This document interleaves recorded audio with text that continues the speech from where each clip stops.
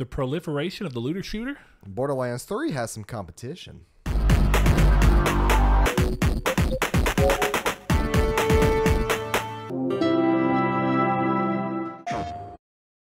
Hello and welcome to Triangle Squared, a PlayStation podcast. I'm your host, Brett Beck, and alongside me, Mr. Saul Bridges, bringing you guys episode 105. 105. If this is your first time joining us, we are a PlayStation-centric podcast, and we have, let's see, we normally post every Monday at 10 a.m. PST and 12 p.m. CST on video format on YouTube. If you like what we're doing over there, subscribe, hit the bell notification, let you know when these episodes go live every Monday, every other Friday for our reader mails, and then the occasional videos that we have between, which has been a little less often.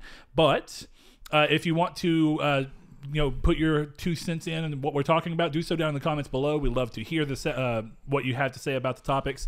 And if we like anything that you've said, what we'll do is we'll pull them and use them in our community's take segment that we've recently introduced and are kind of working into the show. If you don't want to watch our faces and instead just want to listen, you can do so on podcast services, being on Android or iPhones, doesn't matter, or on computer. You can do Apple Podcasts, you can do, or I guess that's just iTunes. I don't really know. Is there an Apple Podcast?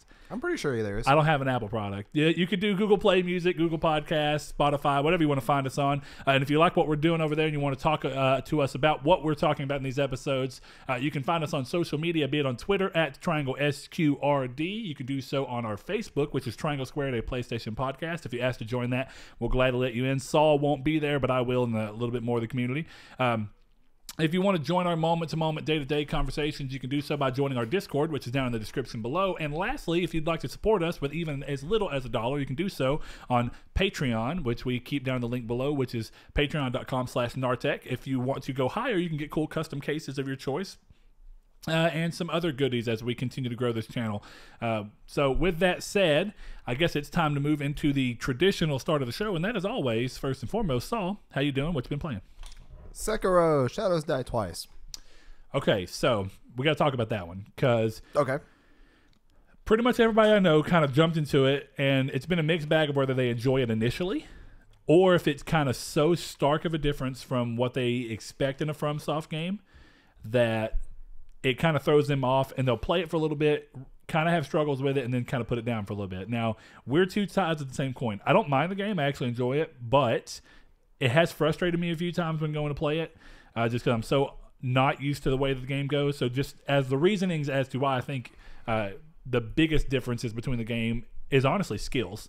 The Soul series has never had skills. It was just all about raw talent of, do you know how to maneuver around these enemies? And if you do, then you can eventually learn what you need to learn or power up by leveling up to be able to either outsmart them or outdamage them. Whereas this game goes, well, that's probably technically possible, but there's a lot of skills that are really made to completely combat certain things. So one of those things being early game, you'll see somebody with a spear, and when they go to do it to you, you can avoid them. It's just really hard to get a lick in if you don't have the skill that lets you down stomp their spear. So that's kind of been what threw me off of it. Well, you can still deflect spears. You can't deflect the perilous spear attack. Now, what do you mean by perilous?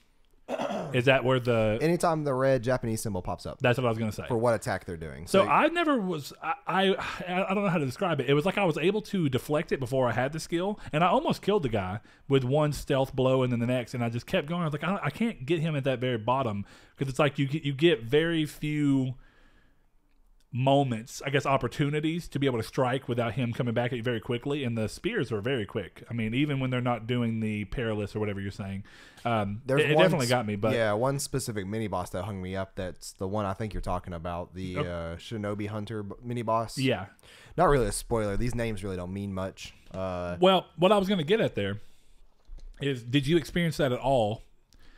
And because you started playing it before I did. I picked it up day of launch, but I didn't want to start it until the following week. And then I've kind of just had some in and outs with it. But did you go through that period at all? Or is it kind of just like a weird learning period, or what hit you with it? Not really a weird learning period. I just kind of took in the fact that deflect is the new parry. And the more you deflect, the higher the chance you have at a successful death blow or successful parry almost. Yeah. So, no real terms of that with blocking or deflecting. But I will say that there's habits coming from somebody who's like muscle memory ingrained with Dark Souls. Sure. That you have to use, you have to get rid of. You have to get rid of these habits of constantly wanting to dodge, because the game really doesn't want you to dodge. There's only specific times, which are perilous attacks, that you should really dodge. There is a couple of enemies that you don't want to keep deflecting on just because of the weapons they're using. But I will say that the hardest part was overcoming that. And I still find myself dodging a lot, where I gotta like calm myself down and be like, I'm not supposed to be dodging right now. I'm gonna get further in this fight if I just keep attacking and then deflecting as they attack. It's more about trading blows. That has definitely been my issue. Yes. As I keep trying to block as well, or dodge. And it's weird because this game doesn't even have a stamina bar. So it's like the thing you're used to going toward.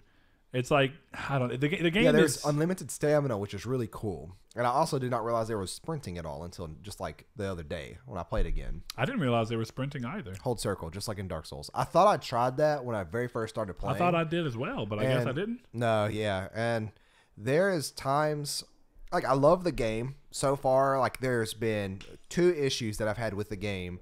In terms, one was enemy magnetism on a mini boss that's early into the game. It's really the first mini boss you come across, or no, second mini boss you come across.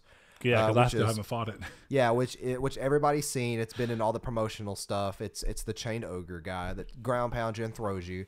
There's enemy magnetism on him. It's not severe enough where it happened every time he tried to do a specific attack, but it got me a few times and kind of irritated me. Other than that, though, it is the learning curve, which I say almost like it was a fault, but it's not. It's more so of a problem of getting it out of my head of the way the game wants to work and how I'm playing the game. So, like you're fighting the game. Yeah, like I'm fighting the game, and it's gotten to the point now where I can play pretty well in terms of what the game wants me to play as. I just find myself in specific moments, such as getting surrounded or moments of despair. Like if I'm low at health, I just find myself spamming circle to get out of there to heal, which in reality, if you take into account the posture bar for the enemy, you lose a lot by doing that. Well, it could be that their posture is almost broken. Yeah. And I actually have a skill now to where anytime I do a death blow, I get health. So now it's got to the point where it actually would make more sense for me to deflect 1 or 2 more attacks and then just to death blow them and then back off, heal. And if it's a mini boss or a boss, and get ready for round 2 or 3. Yeah, sure. So right now I'm having a ton of fun with it. And like I said, the main issues that I had with it are, one's not even really an issue, which was overcoming the way I currently have to play. The other was, of course, the magnetism on that one enemy. I have fought upwards of 10 mini bosses and a couple of actual bosses since then, and I've not had enemy magnetism at all. As a matter of fact, the hitboxes in the game are some of the most impressive hitboxes I've ever seen in a video game. Yeah, I know that we kind of talked, and it seems like the magnetism may be a bug more than it is. It probably intended. Is a bug. Yeah, it's because it only seems to happen on 1 or 2 of its perilous attacks, which are grabs. So most other enemies, maybe a weird hitbox glitch, where it's if you're within it, it considers you to have gotten hit anyway, and all that happens with the magnetism is essentially it's pulling your body where it thinks you're supposed to be. Anyway. Like I think that the iframes there don't work on the dodge because there's weird iframes in this game. They're not traditional like Souls games. The enemy tracking is a whole lot better than what is traditional with those games. So now if you dodge during an attack, you have to time that 100% perfectly in order to get iframes to work, because the enemies are so good at tracking you. If they slice their sword down and you dodge to the right, they're going to jab at the right. Yeah. So like no matter what, you're going to get hit unless you hit a perfect dodge or dodge back, which is why that game doesn't want you to dodge, because the tracking and their attacks are so much better now and more efficient towards you than the previous games. Now, I like rating games, or I don't like rating games, but if I rated it, I said it in Discord, it's like a 9 out of 10. Like I'm having a lot of fun now. I think I'm roughly a little bit more than halfway through if I had to guess, based off of my time with this versus my first time playing Dark Souls 3. First time playing Dark Souls 3 was around 35, 40 hours to get all the way through it.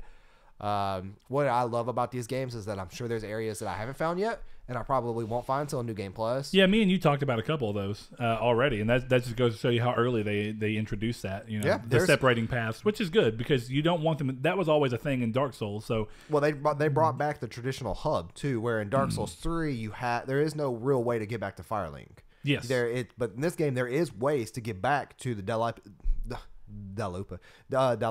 dilapidated shack or whatever, or temple. I think it's temple, dilapidated temple, which are pretty cool to come across because at some point you're exploring. And I also found another secret that I did not know existed, and I'm not going to spoil like what it is, but the game has difficulties, and if you do this specific thing, it makes the game harder. It specifically tells you to not do this thing, or the game will become harder. So what I think it is very similar to bonfire aesthetics in Dark Souls 2, where you pop a bonfire aesthetic on the area bonfire in Dark Souls 2, and it goes to the new game area, or it goes to new game difficulty in that area. Yeah. So I do remember you talking to me about it because I never got that far, and like I said, Dark Souls 2 is the only one I haven't beaten. So that it's very, but this is for the entire game. Now, whether it affects everything, I don't know. Like whether it affects bosses and enemies, or mini bosses and enemies, or everything. Now, is it something you did accidentally do, or is I did not? No. Well, I don't know. There's a note, but the game does tell you, or is it something you have to find as well? Well, there's a note attached to the thing. So like, I don't know if you could technically like. I don't know if the game tells you not to do it if you just go up and do it without paying attention to the note. So like. Yeah, okay, that's interesting. Because what I was going to say is, for a second there, it sounded like you were talking about a way for the game to do something that makes it harder without it even telling you one way or the other, but you just notice an increase. I don't know if you complete the action. I don't know if you. I do know that there is a way to get rid of it because I had to look it up on Reddit what it did, and even some people were still kind of unsure. But there is apparently a way to dispel it, the thing that happens to you. I think I might know what you're talking about. Out of curiosity, yeah, is it something you can do early on? Very early on, yeah. Okay, I think I know what it might be, but we'll talk about that. But what I was getting at real quick is that it sounds like, and this is just going back, it's not something I've ever been able to actually, like, I don't know if it's true or not, but I had a buddy who used to love, Josh is his name, and he used to love playing Resident Evil 4 over and over and over and over to the point where he, like, knew every little thing. And he swore that whenever he would play the game and would run through Resident Evil 4 and shoot all 10 of the medallions you can shoot early on. If you shoot 8 or 9 of the 10 medallions early on,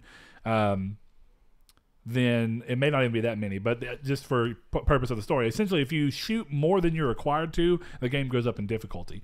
There's 10 medallions around or something like that, and you have to shoot 6 to 8 of them. And if you do, then you get a pistol that lets you shoot through 2 enemies at once, and it's really, really helpful early on. I remember that. I did not know that game. It made it harder. I see. Again, I've never been able to actually verify this, but he swears it. And you know how many times someone's played a game, if they feel like, I noticed that that the enemies are harder and are taking more bullets. But again, I don't know. It would be cool. I like the idea of a game having a weird, I don't even know what you'd really call that, hidden difficulty, where, because there's not a hard mode in that game as far as I can recall. It's been a while since I played 4, but it'd be cool to introduce hard mode through an odd thing that you do or don't have to do. You know what I mean? So, I don't know how true it is either, but I really don't think that's true. And if it is, it's not.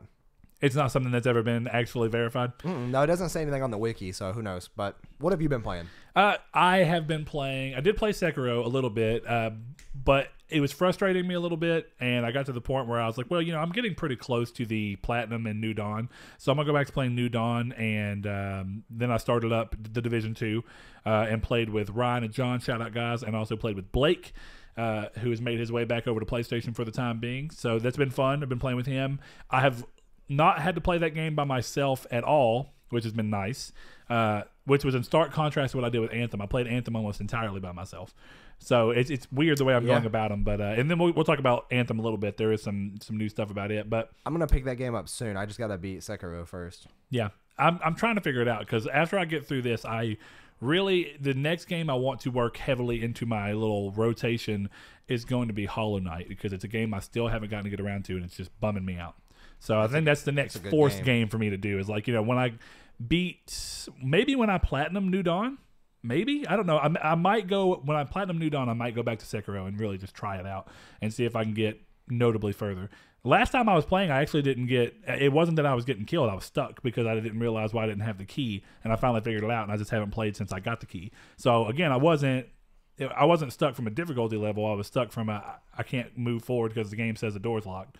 But yeah, can get past that now. So yeah, that's the interesting thing about Dark Souls, that you can miss key items and find the area they're in later on, or not later on, but hidden away.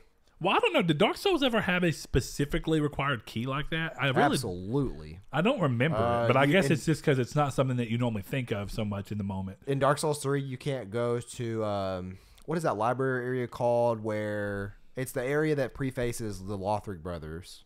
Oh, but you have to have a key to get in there. And before you fight the guard that's on the bridge as well.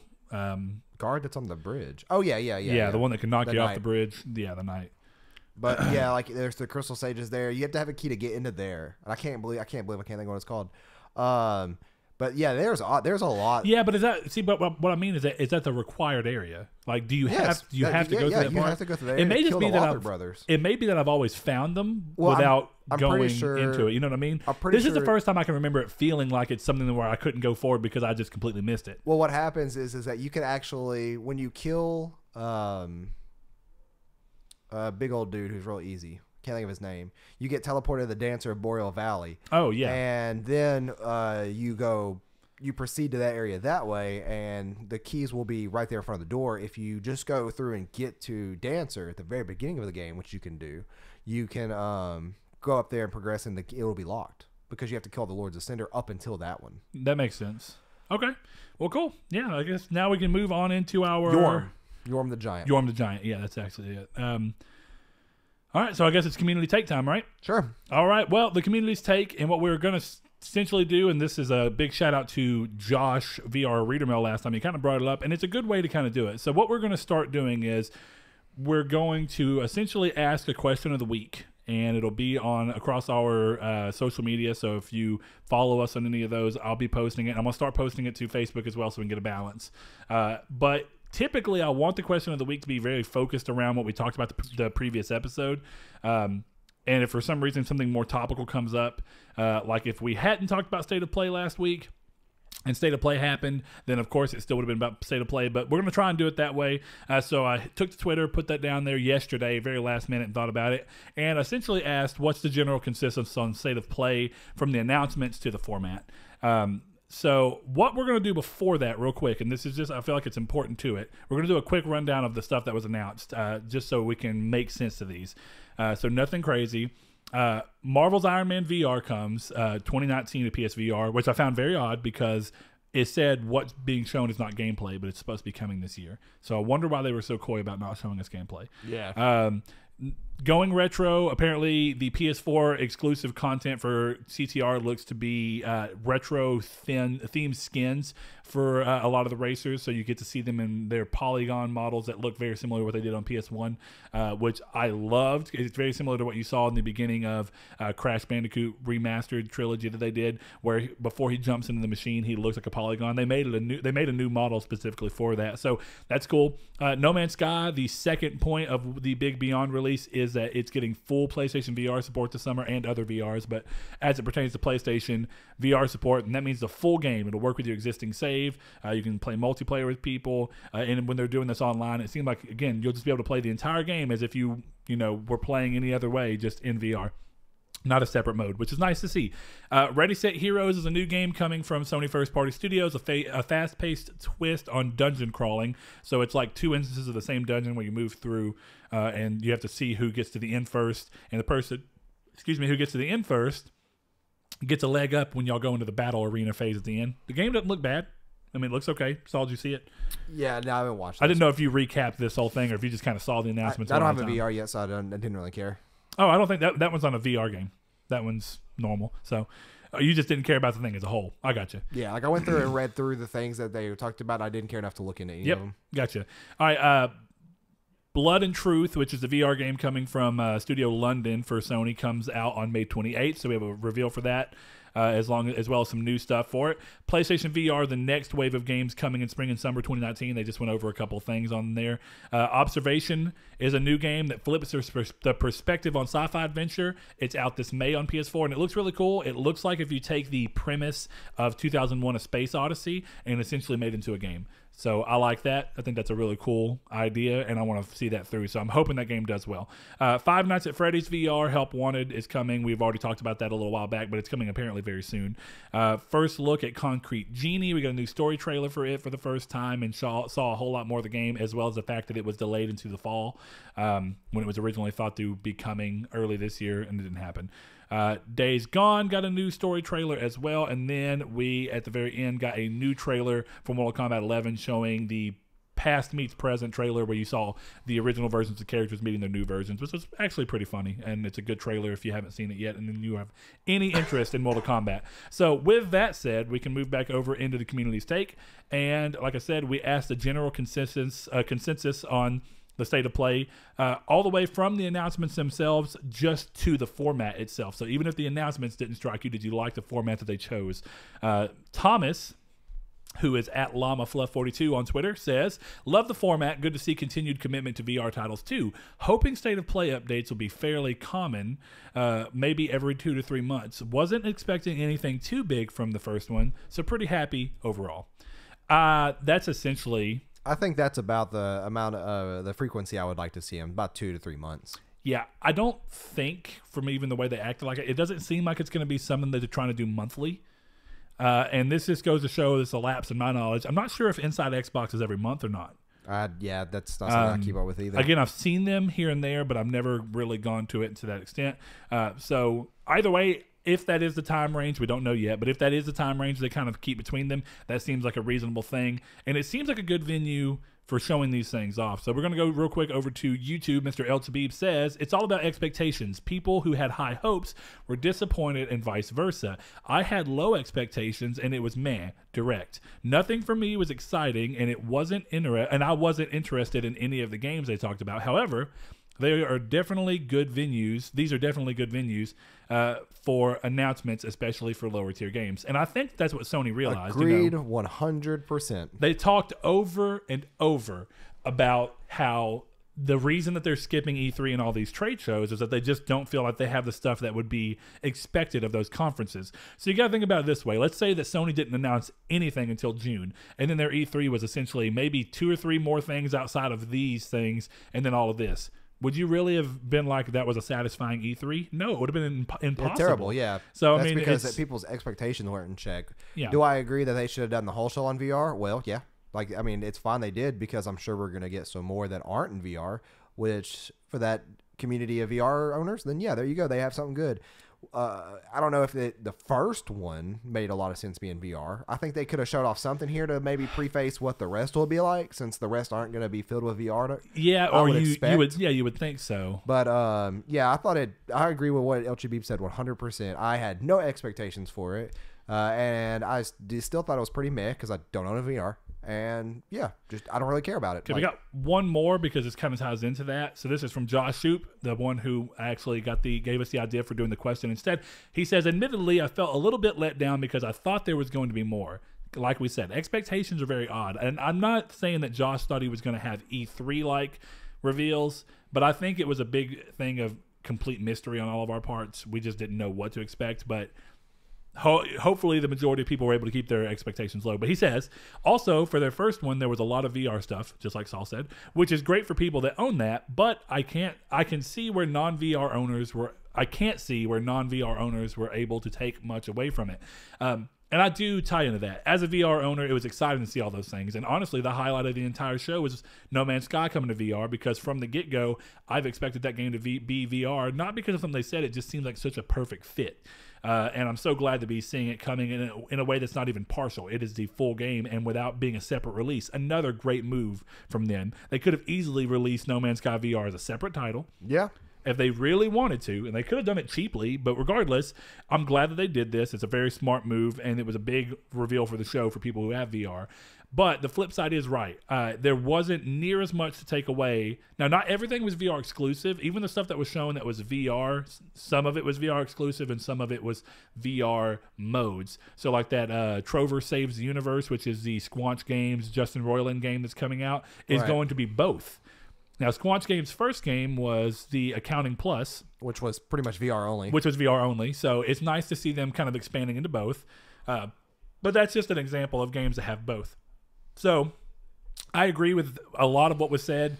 And the only thing I'll say lastly about VR is that while it may seem very odd and it is unfortunate for people who are not VR owners, one of the great things we saw from this is that VR has reached 4.2 million units sold, which is a big increase because the last time we heard was 3 million.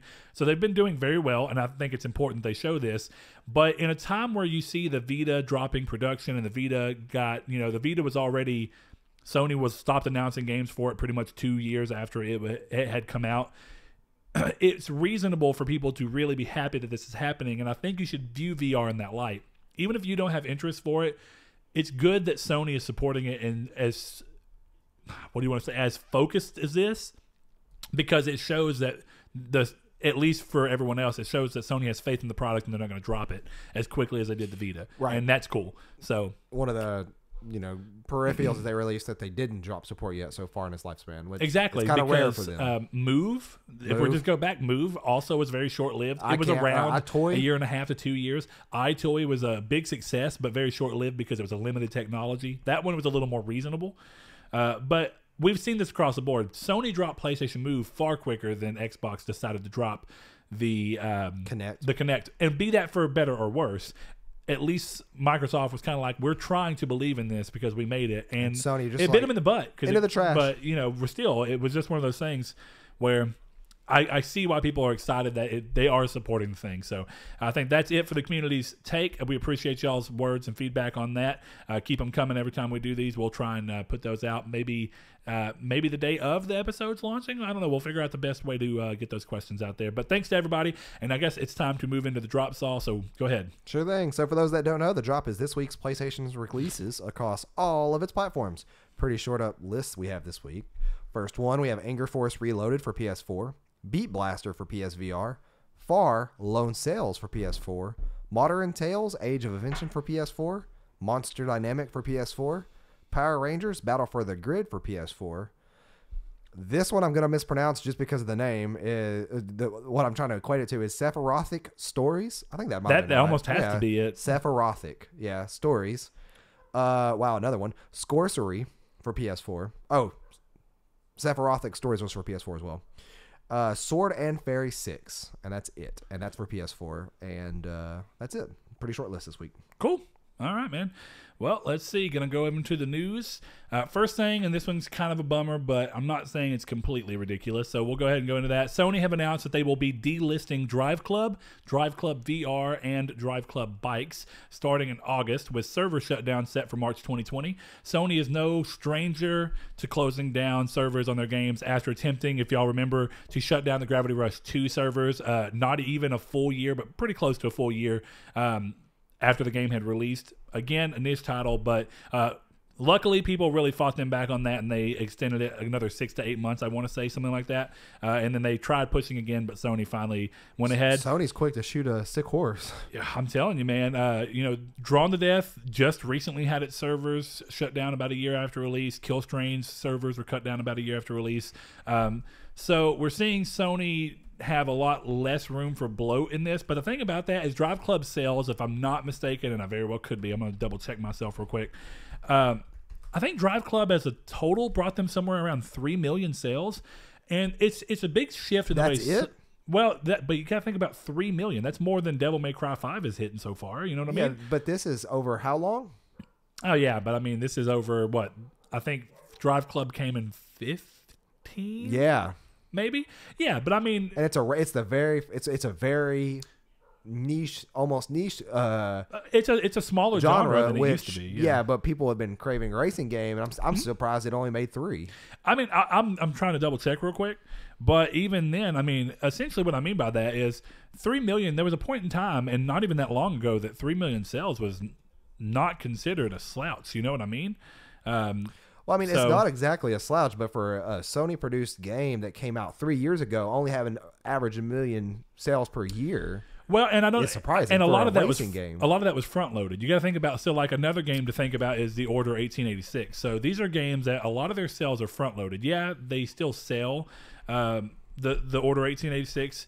And actually, if we're going to get into that real quick, I think the reason that 1886 got killed by word of mouth. Within a week well, sure, but so did also Drive Club had a pretty rocky development to start with, and it was delayed. With the release, they didn't have word of mouth going into 100% against like Order did, where there was like YouTube video. People are uploading YouTube videos to show you the game could be beaten in like 6 hours or 5 hours just to prove a point. Like Drive Club didn't have that kind of like assassination, I should say, put on it. Yeah, I mean, I can give you that. But again, it's just one of those areas where Sony do not have near as much slack as it seems they used to. There was a point in time where their games doing 3 million was considered a good thing. I'd almost go as far to be curious as to what numbers Infamous Second Son did.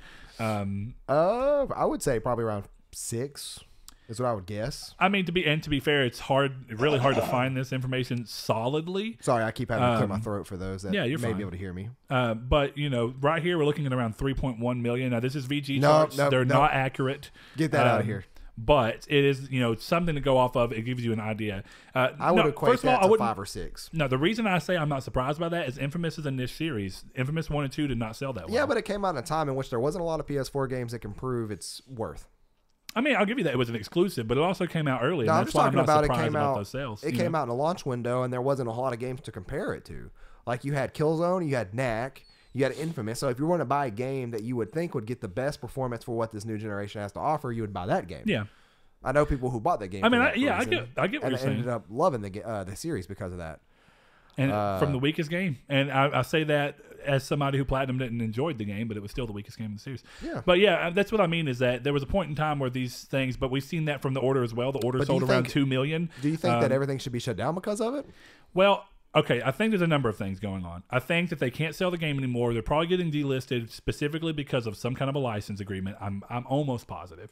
There's no reason for them to delist a game that could potentially sell. It's not really taking up a lot of server room. It doesn't take them a lot to do it. The game probably has to sell enough. Well, I'm assuming this is very similar to what we saw with Deadpool and things like that. A license agreement that would cost them more to be able to renew than it's going to be worth, so they're shutting it down. And the reason that they have to follow through, and this is just speculation, but the reason that I think they have to follow through with the server shutdown is that they don't want to keep servers alive on a game that they can't even actually sell anymore. Well, I just there's just essentially no reason to keep it going. Didn't Drive Club have a free model too? Yes, that did. Might be what I'm thinking of. That might be why I'm surprised that it had a PS Plus. Originally, it was announced that it was going to be a PS Plus game. Yeah. Then they did a PS Plus version that was the whole game, but with a lot of not many cars, and you had to kind of get the paywalls, cars. Yeah, it was weird, but I mean. Essentially, that's what it was. Is you could play the game so much before you could either buy the full version if you wanted to. So I mean, unfortunate for them, and you know, really that developer just didn't get to live on. You know, they're the people that moved on after Sony shut the studio down. Evolution, they went on to make to join Game Masters, I want to say, or Code Masters, that's what it is, and made what was that game called? How's it leaving my mind? We got it on PS Plus very recently. Onrush. So, Onrush did very poorly as well, so it just seemed like it was fated for them as a developer. Next up, though, Sega will be bringing another PS4 exclusive from Japan to the West with a recent announcement that the new Sakura Wars title will be coming West in 2020 after the winter 2019 release in the East. So this is, again, Sega's been doing well with like Judgment Eyes, with getting the games out within, you know, a 5 to 6 month period for localization. It's not too bad, and if you can always expect it that way, it's pretty solid. Gearbox, and actually, you know what? We're going to hold off on that. I just moved it down to the bottom. I just realized it didn't move on mine yet, but we'll hold off on that. Kaz Hirai, the next thing we're going to talk about, the infamous Ridge Racer man himself, is retiring from his position as Sony Corporation chairman on June 18th. Last February, it was announced that he was leaving the position of CEO that April, so April 2017, or 2018, sorry. Since then, he's acted as chairman, and despite his retirement, Sony says Hirai will still, quote, continue to provide counsel as requested by Sony's management team, acting as senior advisor for the company, end quote. And I looked it up because you remember a couple weeks back we were talking about whether Ken Kutaragi was still involved. He is their senior technology advisor, but he's also essentially retired and moved on to a whole other company. But occasionally they'll use him and for his thoughts on things. So you know what? For all the jokes and memes and everything that's happened around Kaz, I mean, he's done a great service to Sony, getting them back on their feet. He came in at a time when they were doing very poorly, and he brought them back up to be a great company. And he also supported PlayStation at a time when the company wasn't doing well, in a way that was very smart, because as we see now, PlayStation is the whole reason the company has been able to even survive. So good for them. I'm glad he's still going to be at least somehow an advisor for the company, but we'll see how things go moving forward. Saw anything like that to that? No, I'm just glad he's moving on with his life, and I hope he's happy. Yep.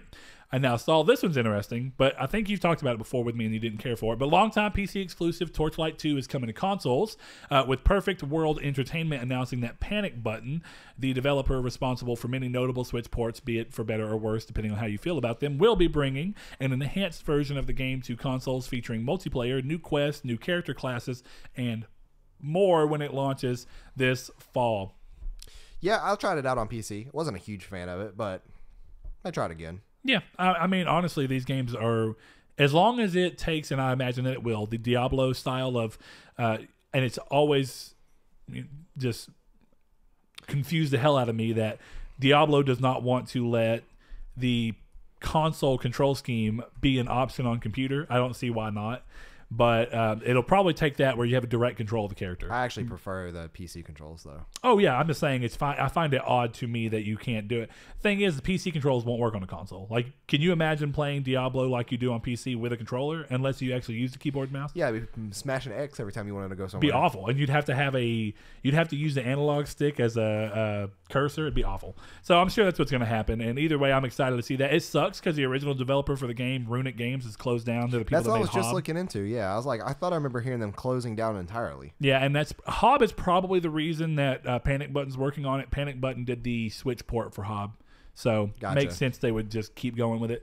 Next up, though, Media Molecule have finally announced that Dreams Early Access is going to be starting on April 16th, meaning you can get your hands on the partial game, remember that, for $29.99. But this is a good thing. Early access includes the full creation suite, but does not support Dreams VR, which is something they intend to do for the final release. Doesn't include the story mode and potentially any other feature that might make its way into the full release.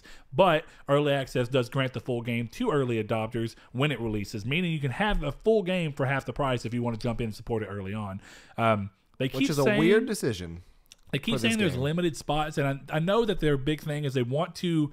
I actually consider this to be smart for one particular reason. It's odd. It is incredibly odd. The reason I think it's smart is you get this game out now. The people who have been literally just like frothing in the mouth, and even over the beta when they did it and making, the creators essentially, when they've been making these things, the best way to make this game do well on full release is to let creators in now, give them an incentive to do so. Yeah. And then when the game does fully launch, people can go in day one with tons of pre-made games on there outside of the story mode. Yeah, that they know they want to play because they've seen YouTube videos or Twitch videos. Or and the beta Twitter did very videos. big for that. The beta got them a lot of attention with people making things that nobody expected and doing so in a way that people were like, oh, wow.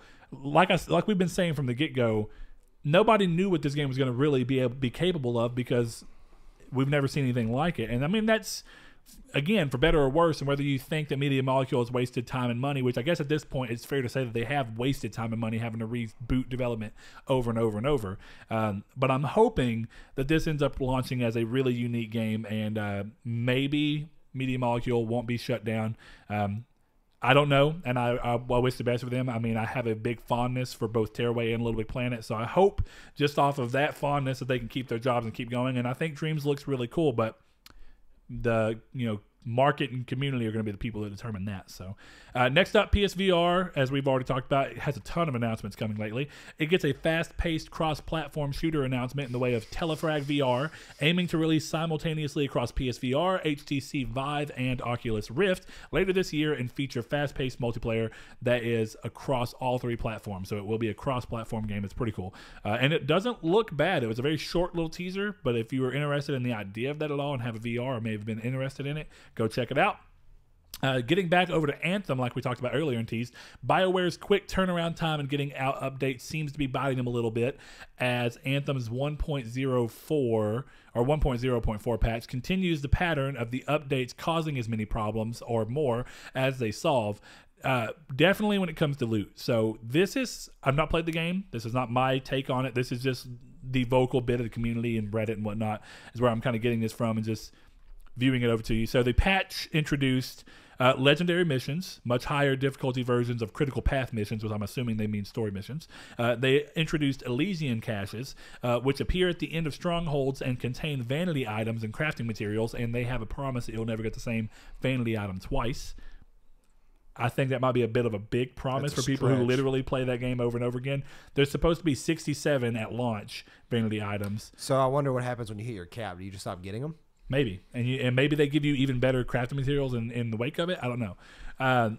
The Elysian caches require an Elysian key, which to open, which are earned from completing daily challenges and gives each member, and this is pretty cool, each member of the expedition loot. So even if you didn't have the Elysian key, but you were in a party with someone who did, you're going to get loot out of that Elysian chest because you were in the party with them. That's a cool idea. I actually like that. It is kind of cool, yeah. Now, the bigger thing it does, and this is what I've been saying from day one, it makes the Forge accessible from anywhere in Fort Tarsis or the launch bay and removes the need for a load screen when entering. It sounds like from their wording you're still going to have one when exiting, which is a little more reasonable because you're changing some stuff around, but this is a step in the right direction. So where it comes down to, the vocal community members are upset that the patch has introduced more bugs, which they say include health bugs, loot drop bugs, and issues with Elysium drops not showing up. So what we were talking about with those Elysium caches, alongside more issues with the loot systems, RNG. So really what that comes down to, like I said, regardless of how much the actual fan base who's currently playing this and is not the people who are going to go jump on Twitter or Reddit, all we know is that the people who are at least on the social media side of things, the game has not been able to catch a break since launch from social media. Even from the people who enjoy the game and want to see it do better, at least the people who are willing to get up on there. I have seen very mild defense from the game for people saying this is all people who haven't tried the patch and all these different things. I don't know enough about that, but this is one thing that is odd for me to say. Originally, I was giving them credit for being able to turn around on these so quickly, but if turning around these updates so quickly means that you're getting them out in a fashion that may not be the best state, they can't afford even lightly pissing anybody off. So Bungie, and this is just a good example and something I'm going to give Bungie credit for, Bungie are a lot slower to update Destiny 2 as quickly when there are errors that come up, but they are more likely than not when they finally do these things, they take enough time, and when they come out, for the most part, it fixes all the problems that they aim to fix. And then the other thing is that this might be an example where I think BioWare might need to copy this example, go away for a month or two. And the thing about it is that it's a little bit of a risk. I know that could be to the death of the game. No, you just have community managers helping out, like on places like Reddit and wherever else. Exactly. You got to be as vocal as you can, saying, listen, we're taking our time because we want this next one to be right and finally put the game where it's supposed to be.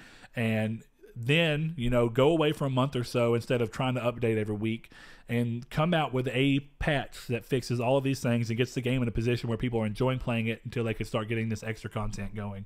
Yeah. Either way, I hope that this can get turned around for them. I enjoyed the game, and I only took a break from it because I was platinum grinding and started getting just a little bit bored of it because I played 80 to 100 hours. It's just one of those things where I decided there's other games I need to be playing, so I'm going to take a break. I do plan to go back and get my last 3 trophies, 2 of which I'm almost hit, and they're not tied to anything crazy, and 1 is collectible. So we will see how that goes down. But we have a couple more things on here. The April PS Plus games have been announced and are Conan Exiles and The Surge. Both of those will be available the day after this episode goes live. So if you've been interested in either one of them, grab them for free. The Surge, as much as we give crap to Saul about it being his favorite game, it's not a bad game. My constant description of it is it's an uninspired game. It's a game that's solid. It doesn't really have any problems bug-wise. It doesn't really look terrible, but I don't know if it was because of the speed of trying to get it out and they couldn't hold anymore or what. The game just doesn't feel that unique, and also has a lot of repetition in the enemy design. I hope that they can really expand on that and learn in the Surge 2 and actually make a better game, but I'm not holding my breath. But it's not a terrible game, and I think it's something that's free to play that if you ever have time to sit down, it's not an awful example of how to do something like that. So yeah, put it in your backlog and never play it.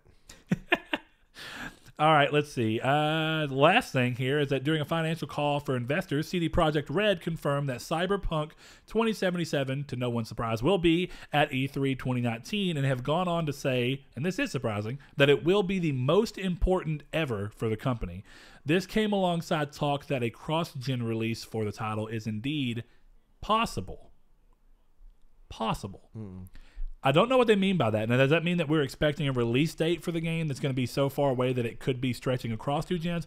Or are they going to go the route of releasing the game, and then if the new consoles come out 6 to 8 months later, they just also release a version that's improved for the consoles? I believe Loki Finra asked me this question relating to cross-gen, and I don't like cross-gen just for the fact that one game has to suffer while it's not the best performing or best looking game possible for the next gen. So, like, I understand that people who are not going to be able to afford or get to the next gen, they won't be able to play the game. But honestly, like, I don't like cross-gen. It's just, it seems like it's such a weird, like, space in gaming. Well, and some of it is also the way we're doing it now, right? Because what's the point of a cross-gen release realistically? Like you're saying, when they're likely not going to be able to fully leverage the next-gen console since it wasn't made for the ground up from it. What's the point of that if we actually do get backwards compatibility announced consoles? Exactly. That's going to be the bigger thing. We haven't had that in a while. I'm pretty sure I actually mentioned that when talking to Loki about it, is that if backwards compatibility becomes a thing, which we are seeing likely chances, hopefully, but you wouldn't need like any kind of cross-gen unless it came out on Xbox, and Xbox stopped supporting backwards compatibility, but I don't see that happening because that's one of the biggest perks for being an Xbox gamer right now. So it's kind of in a weird space in which it doesn't make sense for me. And I've never liked cross-gen stuff. Even if it's stuff that I knew I couldn't afford at the time, I just knew that, like, Shadow of War. No, Shadow of War. No, Shadow of Mordor is the first one. I'm sorry. Yeah, You're right. Shadow of Mordor. Mordor. That's not even the game I'm thinking of, though. The other sword and shield game that was cross-gen. Sword and shield game that was cross-gen? Yeah. That's a good question. I don't know. Almost close to launch on PS4. I'm pretty sure it was a PS4 and PS3 exclusive. Taunted a hard difficulty. Seth had it. Had major issues. Bound by Flame. I don't think it was an exclusive. But but it was a cross-gen game. Yeah. And it was quite the difficult game. Yeah. Yeah. I had that game. But I felt like the game suffered because it tried to develop for 2 consoles, 2 drastically different consoles. Also a AA game. Just to throw that out there. Yeah, that game did not perform well at all. No. Now let's view so my side of that's a little different. Whenever I was doing cross-platform or whenever I got the PS4, it's that thing. I do agree with you that the games tend to not use them as strongly as they could. But like a perfect example for me is that Thief came out as a cross-gen game for PS4 and for PS3. I keep forgetting about Thief, yeah. And I bought Thief on PS4 because I had a PS4. It seemed odd to buy it for PS3, even if it was barely better than the PS3 version. You get what I'm saying? Yeah, but it didn't make sense to buy it for PS3 because you wanted to utilize your new console. Exactly. So that's, I guess, why cross-gen exists, but cross-gen stops needing to exist from what we're talking about when backwards compatibility becomes a thing, because at that point I could have just still used my DualShock 4 and my PlayStation 4 and played the PS3 version and been probably fine. And I mean, it's indifferent. I guess you could say for some people, if we're getting to a point, one of the things that Microsoft is doing is talking about forwards compatibility, and I don't know that PlayStation is going to do that. I really doubt it because they want to really push the systems as much as possible. Yeah, that's a weird concept. But to think about. There might be an idea to where you can have a backwards compatible game that can look and go, oh, you're playing backwards. Essentially the same idea as enhanced backwards compatibility. So think about it with like Red Dead. You know, Red Dead got a 4K patch and some for the smooth Xbox textures. One X. Essentially, think about if backwards compatibility did that. Instead of a cross-gen game, you get the game for PS4 in this case, if we're talking about Cyberpunk, and then it sees that you're playing it on a PS5 and goes, oh, you're playing on a system that has more power. We can actually run this stuff because of that extra power on this game. So essentially what Pro It would Mode be is. cross-gen with just essentially a patch. Yeah, I mean, that's kind of what Pro Mode and Boost Mode are. Yeah. Right? What is it called? PS4 Pro Enhancement? Kinda. No, is it enhancements? Well, I mean, it upscales the resolution and it runs at a higher or a steadier frame rate than typically. Essentially just pulls Which, it to I'll utilize say- the extra power. It's like an evolution of that. Well, I was going to say, let's be honest here. If the next console comes out next year, there's not going to be a huge difference in fidelity in terms of graphicals. Like, graphical fidelity is not going to be... Over the it's gonna Xbox One X, no. Over the PS4 Pro, yeah. There will be. Well, I'm talking about the current standard, which is the Xbox One X versus now. Sure. Yeah, I agree with that. Density, game engine, stuff like that, you'll see evolve pretty fairly well. But the launch games for PS5, don't expect something like the launch games for PS4 with Infamous Second Son and its particle effects and stuff. Yeah.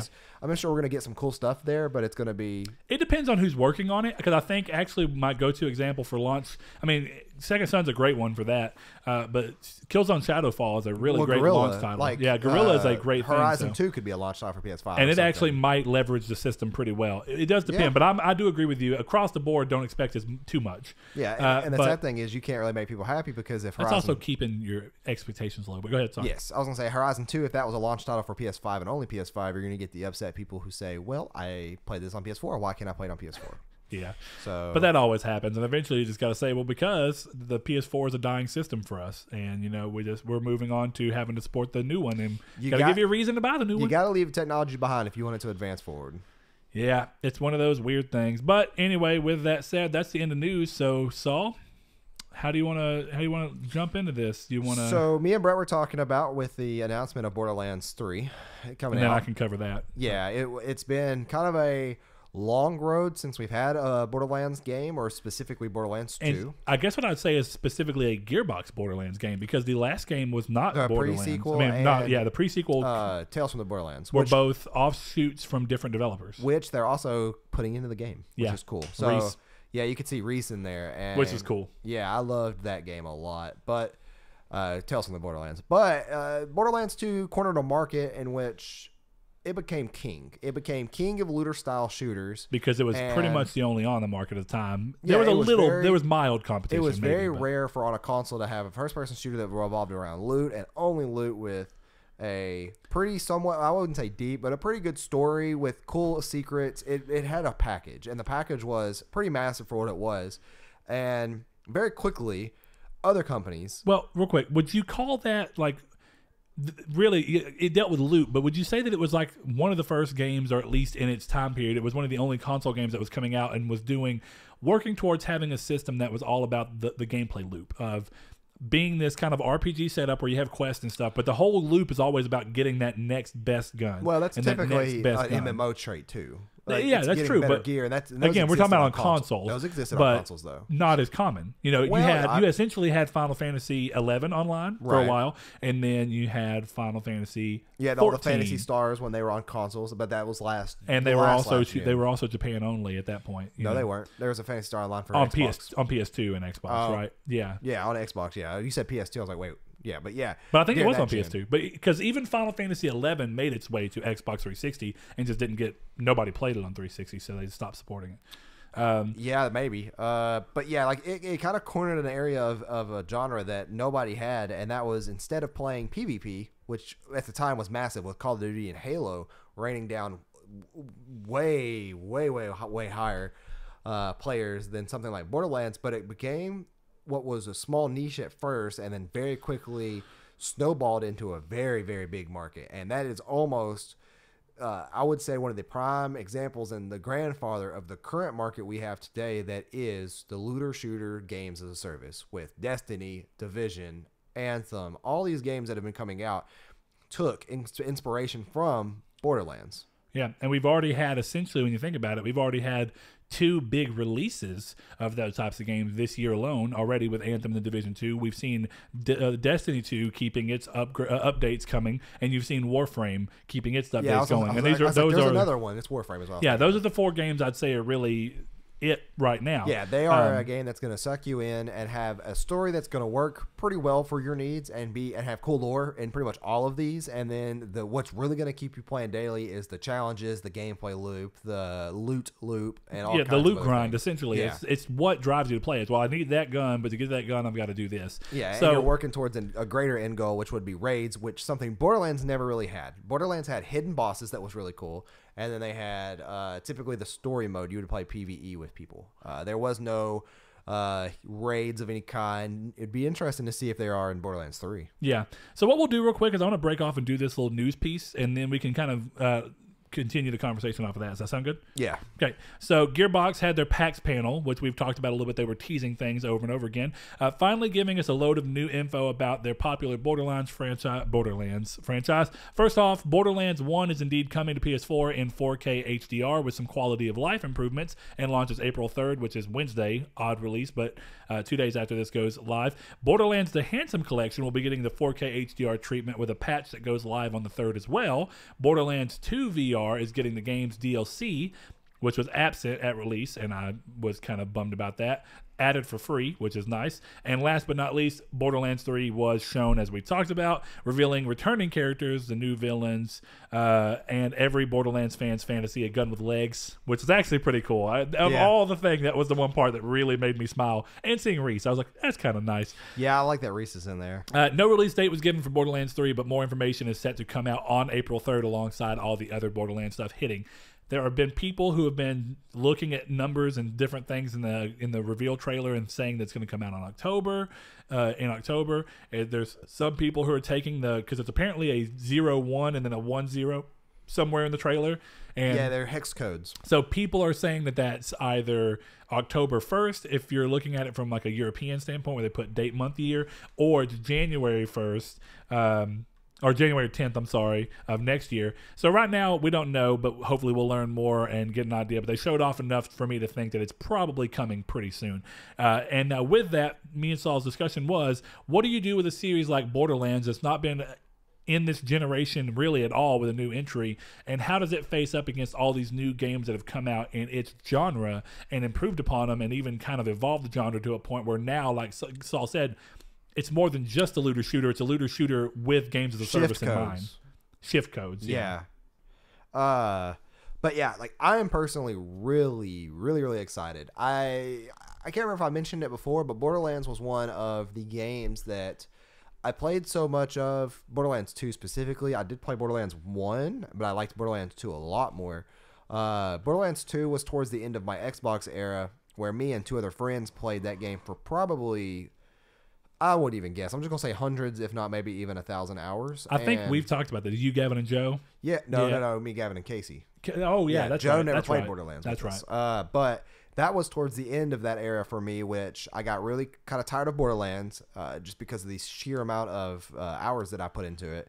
I got tired of Call of Duty for being somewhat the same thing every year. I got tired of Halo for the changes it was making. And that's when I got worn out of the same repeated grind of things that were coming out, and that's when I took that break and then found out or remembered Demon Souls and got the PS3 and everything. Sure. So Borderlands 3 or 2 was one of the last games I actually played last gen, and I'm really excited because there's a special feeling with Borderlands, and I really like the aspect of playing with friends with one set goal in mind for the style of missions that this game or this series gives you, because the game series, they always have the cool villains, they always have cool sidekicks, they always have cool NPCs, they always have cool hidden secrets around the map. It's really, really, really a nice experience to have, and I don't think that this degree will lessen any much more than that. So here's kind of my thing. So would you consider Borderlands 2's DLC to be a games as a service light treatment?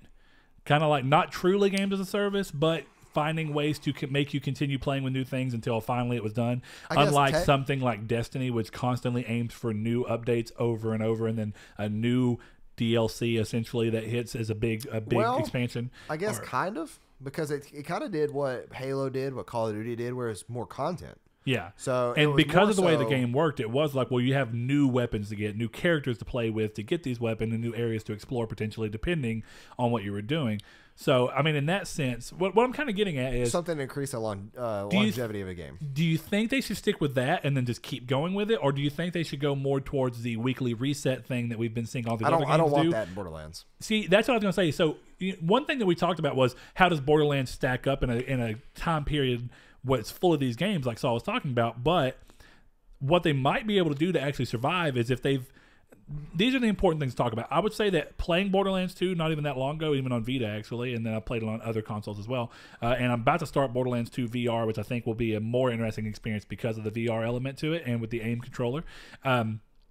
But with that in mind, one of the things about the Borderlands games is that their shooting mechanics don't hold up as well now that we have all these new games coming out in the market that do the shooting so much better. So I'd say the first thing that Borderlands 3 needs to do, in my opinion, is to make sure that they really refine their gunplay in a way that's satisfying in a time period where first-person shooters are viewed very differently than they used to be because of these style of games. This is before the mindset of almost of a...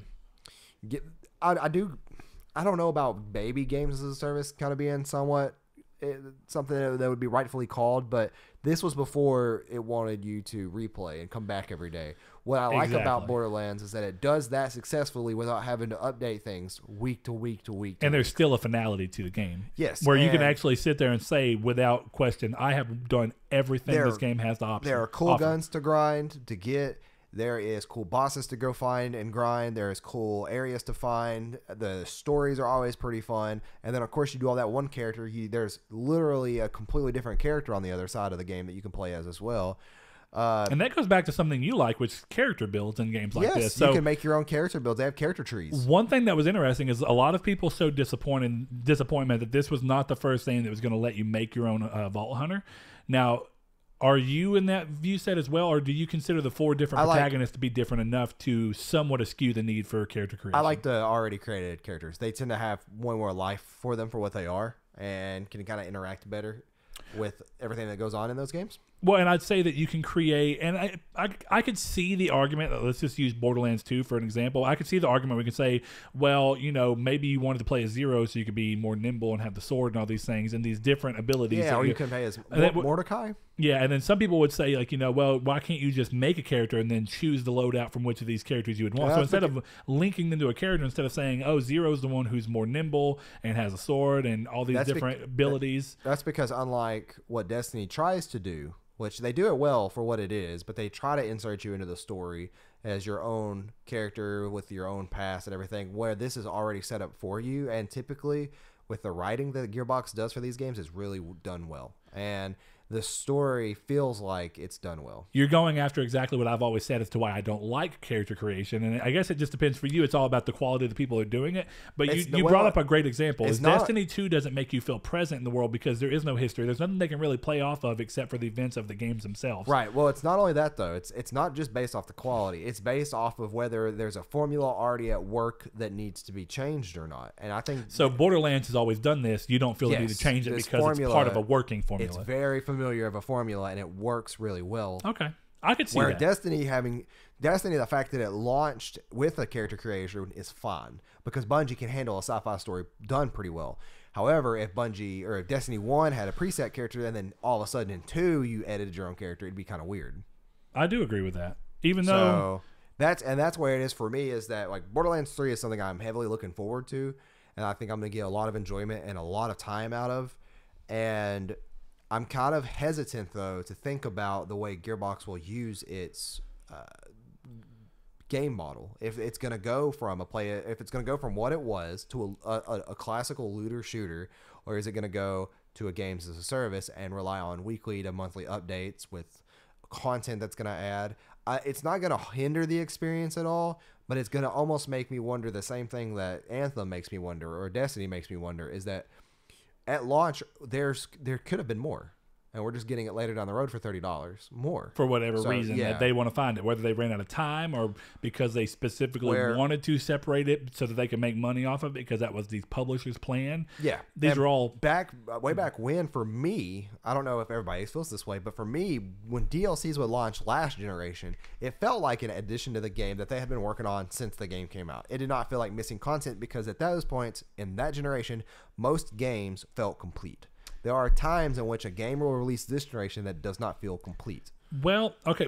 I guess that's kind of where the interesting thing is. So would you not consider the looter shooters to an extent, the ones that we have now, these games as a service ones, be it Destiny, Anthem, all these things, do you not feel like they partially feel that way because they're made to not feel final so that you don't feel the need to close a chapter on them and move away? Well, that's the crazy thing is that like Star Wars Battlefront 2 is the perfect example. When it launched, it did not look done. It did not look complete to me. It did not look like I was buying a $60 game that was going to be worth the $60 for the package.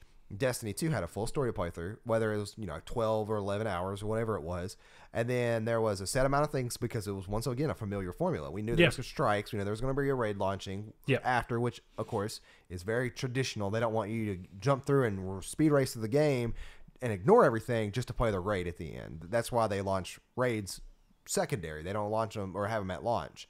So for me, it's more of a thing that's it's a game-by-game basis, and it changes, of course, by game. And for me, if a game comes out at $60 and it feels wonky at the start, or it's performance issues, or it looks just to be like personal mistakes made that are in the game that I don't like, and they're already advertising a season pass with it, tells me that the content for the season pass is already going through its polishing stages, which could have been added to the game if they just would have crunched it out. Yeah, I get for what the you most mean. part. I know that there are games that have battle passes or season passes, whatever it is.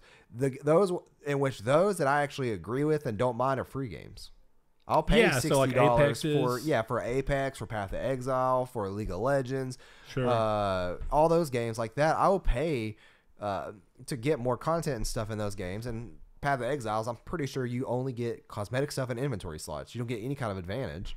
So for stuff like that that's meant to be played that way, that's fine. For games like Destiny and looter shooters that's meant to be played that way, it's almost fine. But for multiplayer games that are launched like Call of Duty and Battlefront and Battlefield that have that standard PvP leveling system, there's not much to gain from that other than ranking up, playing with friends, and then getting armors and weapons. When there's already being a battle pass or season pass that is advertised for Battlefront and Battlefield before launch, and you can even in some instances buy that before launch, is a mistake. Or you can pre-order it with a bundle. You can pre-order it with the game. Yeah. And you don't even have any clue what you're getting and what will be coming down the next 3 or 4 months. The only reason that I find it okay for games like Warframe, Destiny, all these other looter shooters is because I've never been wronged by one. Well, I'm sure my opinion will falter a little bit if I'm ever wronged. Wouldn't you also say that the precedent, that's kind of what I was getting at a second ago, but I was wanting to let you go through your point, but this seemed like a good spot to kind of interject us in is originally what I did mean by that was specifically in the looter shooter genre as it pertains to Borderlands 3, but you did bring up a good point, which is talking about how it pertains to other games versus these. So one of the things you said is that with these games, and where I was kind of getting at with do they come with a somewhat sense of not completely finality because they want you to keep playing. I think that's objective. Where I was getting at with it is I do think that that's some of it. I mean, but the devil's advocate here for these other things here real quick, and it's something interesting, but to your point, I think it's because the precedent was set that these games are games as a service and they're entirely meant to constantly be played.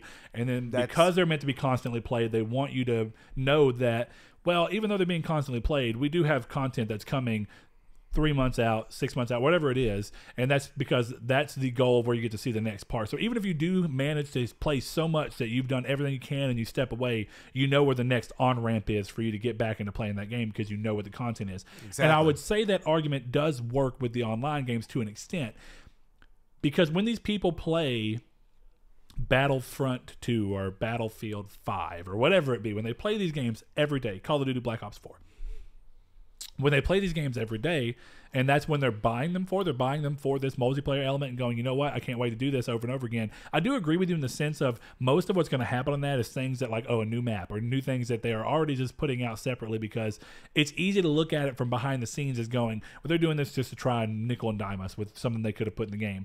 But whether they're doing that or not is not necessarily as pertinent to ask. It's not known. It can only be felt as if that's the thing. Exactly. But the other side of it would be, and then I want to hear your thoughts on, but the other side of it would be, wouldn't you agree that it'd be the same goal in the long run of, regardless of whether it felt like it should have been in the game at launch, isn't the idea as to why you can buy the game with the battle pass or whatever you want to call them, the DLC season passes, wouldn't that essentially be because of the fact that they want to show before the game even launches that they're so dedicated to the game and its future that they're already promising that they're going to do new content that comes later? Now, wouldn't that be the same?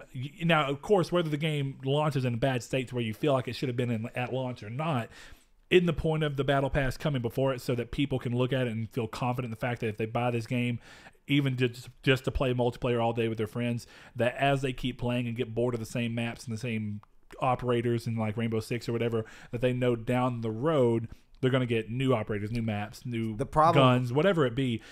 I mean, do you not feel like that's the use for that? Or do you feel like you would completely want them to step away from that and all these online-only games not even talk about a season pass until the first piece of content's going to release, and then say, we know where the first DLC is, and you can buy the Battle Pass starting today for this price if you want to buy and guarantee all future content? 2 points to make there. Because it's a perspective thing, right? Right, yeah. So 2 points to make there, though. What's the difference between a Battle Pass that's $30 at launch for a $60 game, so $90? Yep. What's the difference between that and a spokesman or Twitter manager or whatever it may be for a company saying that content is coming, and then they show you screenshots of content and say, this is coming down the road, be sure to play through the game or whatever? It's there is no reason for that. It's because it is for money.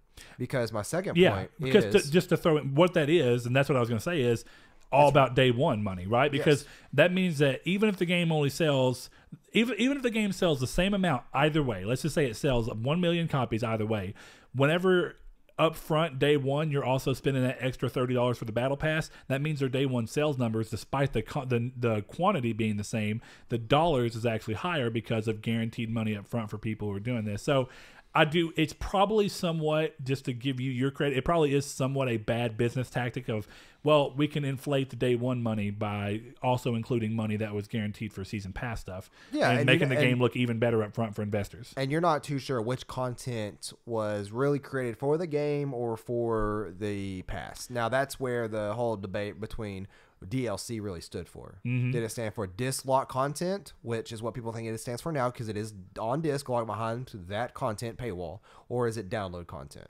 My second point, though, on earlier was that once upon a time, those battle passes / season passes weren't used for that. They were used to pay because it cost to play online. Last of Us did that, where you had that was a very short window, but but they tried it. Yes. And it failed, so they stopped it. And that was all, just for anybody who doesn't know what Saul's talking about, they were called online passes. And what they were actually for, Sony did it, EA did it, a lot of people did it. It was essentially to try and counteract the used market. So the idea was, if somebody goes and buys a game used, then... what happens is for them to be able to play online and access this online segment, since the developer's not getting any of the money from you buying the game new to do these things, they figure that they can make profit off of you by requiring you to buy a $10 online pass that came with the game if you bought it new, but if you didn't buy it new and bought it used, you had to buy a new one because it was locked to your account. It did not blow over well at all. People were really upset with it. And it only lived for about a year and a half at most, I'd want to say. So, and what we see now of season passes is an evolution of that. So for me, why? Why do you say it's an evolution of that? Out of because curiosity. They took that model of buying something extra if you bought the game, and then they added to it, and they just took away the aspect of playing online. They were called online passes. Now they're called season passes. It's the same idealistic concept. But didn't season and Correct Tell me me if if I'm wrong, but didn't season... We both say that. Oh, I was gonna say I already got what you're but gonna didn't say. season passes exist for Call of Duty and everything like that beforehand, or did you just? I do not remember. Or was it not a season? I never played Call of Duty much, so I remember download like the reason I ask you, just so you understand, is that you played way more online games than I did. See, so you I would remember know map before packs. I would. Map Now, packs and content packs were what they were. I remember that as well. But there was no universal ticket back then to buy all future content for the next for year or whatever it be. Somebody fair enough. correct me if I'm wrong. I don't remember that being a thing at all. I remember having to buy the map pack that came with 4 maps or whatever, maybe some skins. But now it's if you spent, which was, funnily enough, around $40, and you got 4 maps plus that. And then now if you look at it, it's now $60, and it is now 4 maps plus 5 maps plus 6 maps.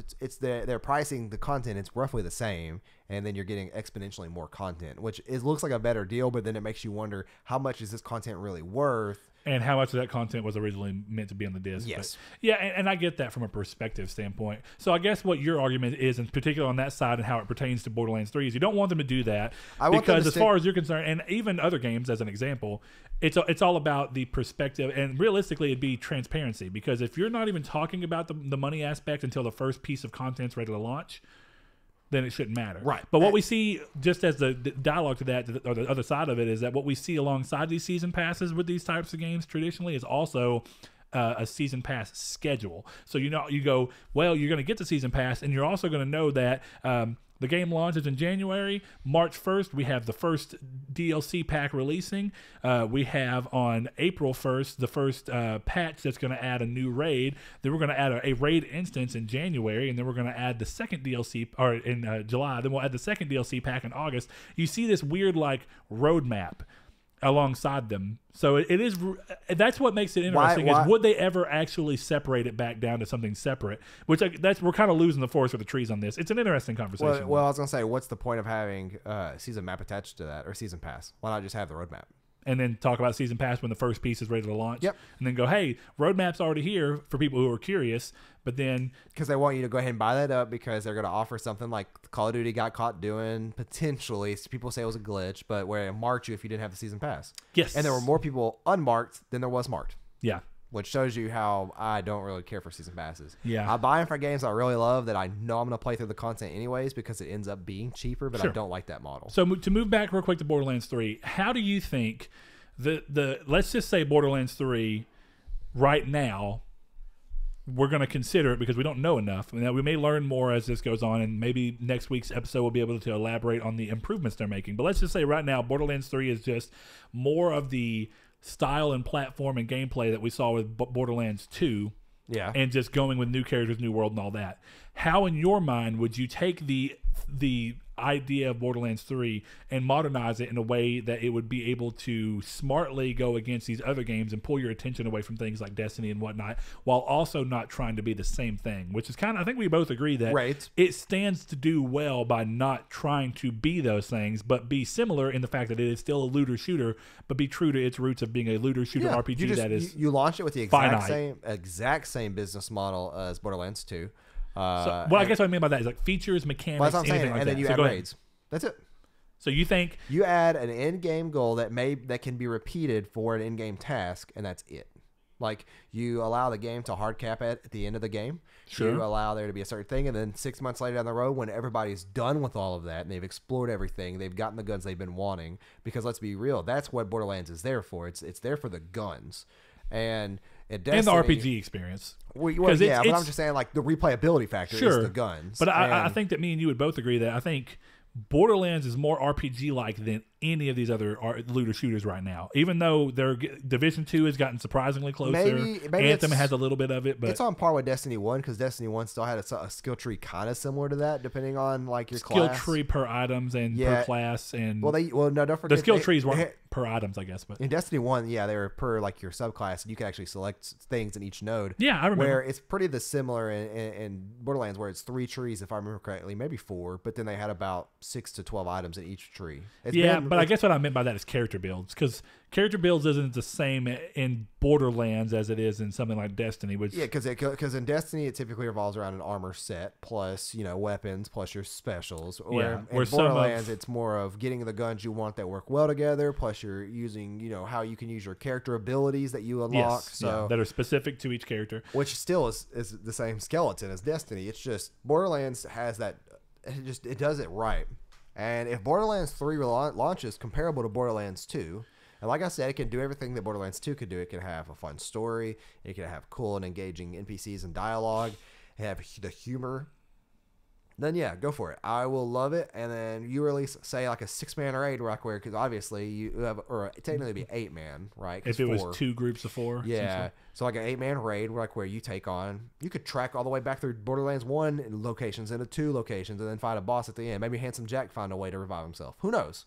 So it'd be cool to do something like that in a Borderlands game. I'd agree with that. Different, but it'd be cool. But I think on a more mechanical sense, I think all of these games feel better to shoot and feel more tactile in the enemies. So I guess what I want to see is I want them to actually make use, because one thing I will say from the trailer that got me early on is that it looks fine, but it looks a lot like Borderlands 2, just new characters. Like graphically, they're doing a little bit more, and that was a stream, so there's a number of things I don't know about yet. I want to see how it looks like on my TV. It's hard to age cell shading too, and that's another thing is their style. It's hard to tell the big jump between them because that style is so heavily influenced by line art, and essentially everything's going to look the same when you have these strong black lines everywhere. But what I mean by that is, what I want to see them do is modernize it in other areas. So I want the shooting to feel far more tactile, and I want there to be more of a emphasis put on making sure that when you shoot enemies, it feels like you've shot the enemy. One of the things about Borderlands 1 and 2 is that sometimes enemies are just coming at you and you be shooting them and you'd almost feel like you didn't even hit them. Yeah. Not even the bullet sponge. Some games will try and tote that line between bullet sponge and still giving you a tactile feel to your shots in a way that it's not even that you necessarily have to stun them, but show me them staggering, even if it doesn't slow them down, just a stagger animation. Things that make it feel more like you have precise gunshot. Because one of the things that's odd about Borderlands 2 and that art style and everything it's doing is that when you go to shoot, sometimes it looks like you might even didn't hit them unless you see the numbers come up. It's like it doesn't look like you've done any damage. And I also think it needs to be a little more tight and precise, just because I think first-person shooters have taken a big leap up in how that's true, how tight they feel, be it across, Destiny 2 feels, and even though I give Destiny 2 crap for being not enough different from Destiny 1, I still believe that. Destiny 2 still feels really tight. I mean, so regardless of what's going on, it's a game that the shooting mechanics, even at 30 frames per second, still feel really solid. Call of Duty has done a lot they've always done this, to stay at 60 frames per second and make sure that they stay playing well. It's one of their biggest things. I'd like to see that. One thing I think would be interesting, and I think it's a split one, because I know so many people who feel both ways on it, is you've seen a lot of things this generation where games are doing God of War did it. We saw it happen with Bloodborne, where we have these random generated things that we could see. And I actually feel like a game like Borderlands, which is primarily at its heart something like procedurally generated. Exactly. It's Borderlands at its heart is mostly about, by the time that you're all said and done about everything, and the reason a lot of people replay it, some of them, they do love the story and the characters, and that definitely helps add to the world, but primarily it's the feeling of the gunplay. So like my example to that is I've been playing the Division 2 this entire time. I don't care what's going on in the story at all right now, but the gunplay itself is so fun that that's what pulls me to play it, and then playing with friends is the other reason. So they kind of come together as the massive things. Yeah. So if Borderlands 3 can go, we have great gunplay and great gameplay and great, whatever all these things is, we have great co-op, mesh those together and give me endless new content for me to play with friends. Just, I never know what's going to expect because it's randomly generated. Yeah. And I think it would work better in those games than it has in some of the games that we've seen, like God of War using it for the Niflheim thing. It wasn't a terrible use, but I think it feels better in things you can co-op. So Borderlands, I mean, Bloodborne, it makes those experiences with friends not only better experiences with friends, but it makes them different every time you do it. Exactly. So it doesn't feel so draining. Yeah. So I think that would be a good spot for them to start. And now, one of the things that, have you seen the rumor that apparently you're going to be able to go to different planets? And it does look like that from the gameplay. How do you expand on the Borderlands style while also showing what you've done to next gen? You take the Borderlands style and you go, we're going to make it to where instead of you vault hunting on one planet, be it Pandora on 2, we're going to instead let you go to Pandora if you want to go back to Pandora and vault hunt on there. You want to vault hunt on these other different planets that are going around? The moon. We're going to do that. That'll be cool stuff. So those are ways that I think they can obviously step up in a way that's more next gen, but also try and combat. It's funny though. I agree with you that the strongest thing that they really have, as long as they pull their mechanics up to feel modern, and I only really mean that from the gun, excuse me, be it control schemes, how tight and tactile the shooting feels, things like that, making sure that co-op remains as easy as possible to get in and out of. Yeah. If they can do things to make sure that they've modernized it enough to where it doesn't feel like an outdated game, the rest of its strengths can stay alone, and I still think it'll end up competing against those games in a good way because it's so different. Instead of being another The Division, another Anthem, or another Warframe, or any of these things that you have to sit there and think of, these are time sinks that are, and I don't even mean that derogatorily. I mean it in the sense of they're made to be time sinks. If Borderlands 3 can come by and say, we're a game that's made to have a finite ending, but if you want it to be a time sink, you can time sink all you want.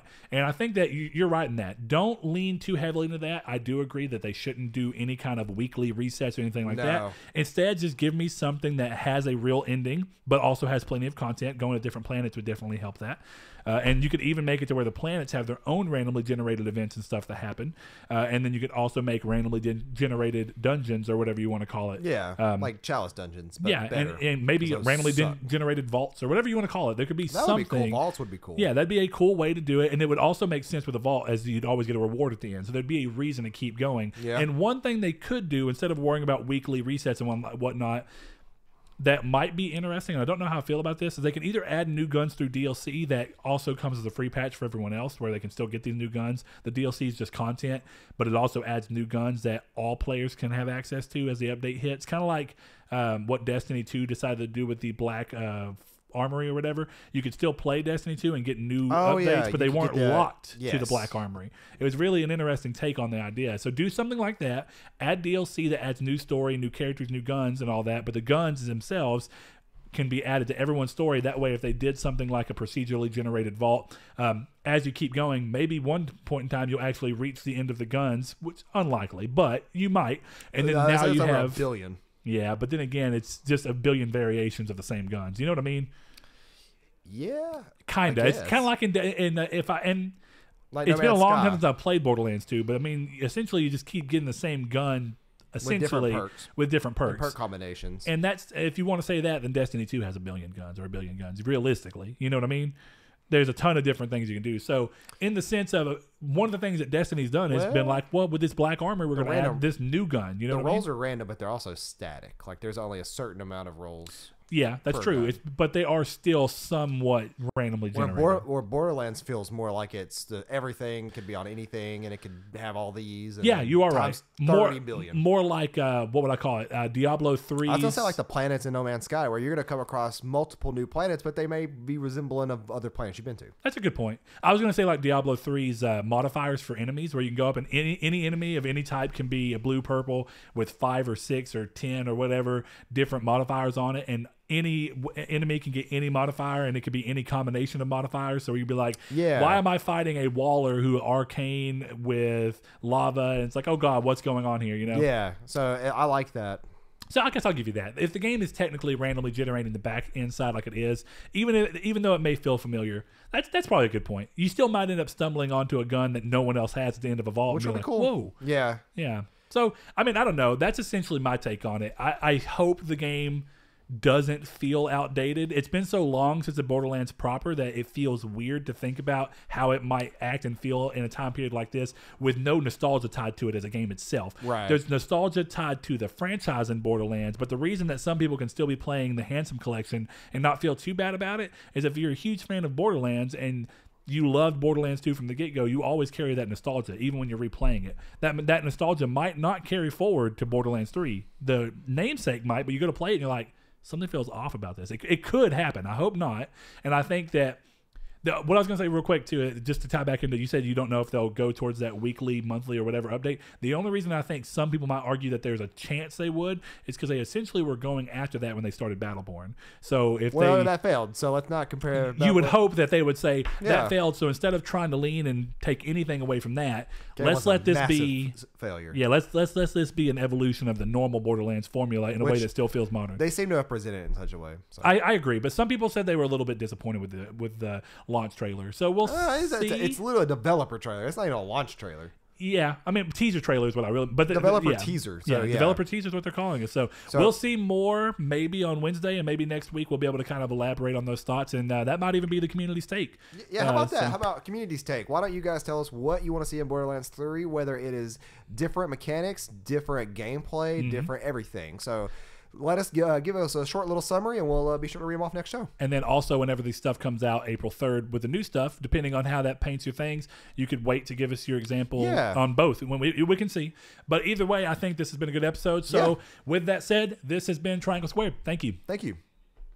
Thanks to our patrons, Chad V, Dan Barber, Josh Jarrell, Matthew Green, my name is Dan, Douglas Below, Sean Sanarud, Eric McAllister, Shadowist, Steven Salazar, The Stonard, Travis Below, Blake Popst, Eduardo Palomino, Stefan Swanlin, and Koi Live. If you would like to support us, our link for the Patreon is in the description below. Thank you. Thank you.